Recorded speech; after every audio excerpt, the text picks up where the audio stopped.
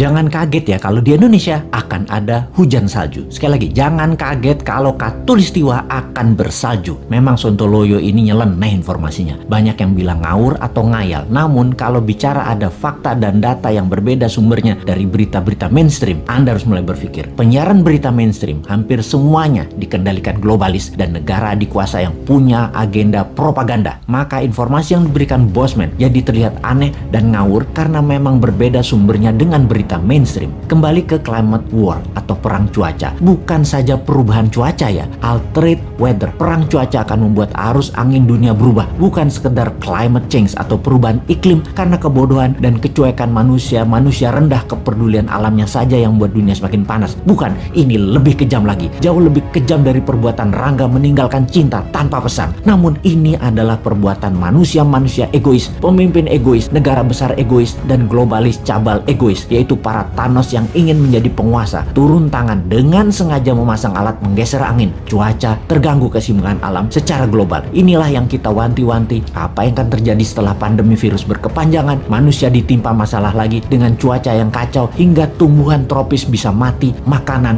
bisa langka. Food war terjadi setelah climate war. Kali ini efeknya lebih mematikan dari pandemi COVID. Center ekuator bergeser, tengah bumi bergeser terhadap matahari. Dunia koplak sampai manusia sadar bahwa kita punya common enemy atau musuh bersama, yaitu alam yang tidak dipelihara. Seperti tubuh manusia tidak dipelihara di usia senja, berbagai penyakit dideritanya. Ternyata sahabat, ada fakta lain kalau kita ingin membalik semua keadaan tersebut. Banyak buktinya. Misalnya, ada seseorang di usia 65 tahun baru mulai hidup sehat. Di usia 80 tahun usia biologisnya, tetapi body age-nya seperti orang berumur 30 tahunan karena dirawat dengan baik walaupun mulainya dari umur 65. Dia makan sehat, olahraga, dan lain sejenisnya. Sekali, padahal selama 65 tahun hidupnya berantakan, namun ketika diputuskan berubah 180 derajat, balik arah, semua bisa jadi muda lagi, sehat lagi. Dunia pun sama. Selama ini dunia tidak dirawat oleh manusia, maka penyakit bumi itu banyak. Hal inilah yang membuat bumi menua dengan cepat dan menjadi renta. Tapi bukan tidak bisa disembuhkan. Bisa, selama kita semua sepakat berjuang memperbaiki. Indonesia di tahun 2045 adalah pemimpin yang akan memimpin perbaikan alam dunia ini semua. Untuk itu, New Mind selama 24 tahun ke depan hingga tahun 2045 akan pegang kendali utuh, menyelesaikan masalah dalam negeri dan luar negeri, menyetop kegilaan Amerika dan Tiongkok, serta menyetop globalis cabal. Ini bukan impian kosong. Ini mungkin impian segelintir orang awalnya. Namun ketika 1 juta orang percaya, akan jadi collective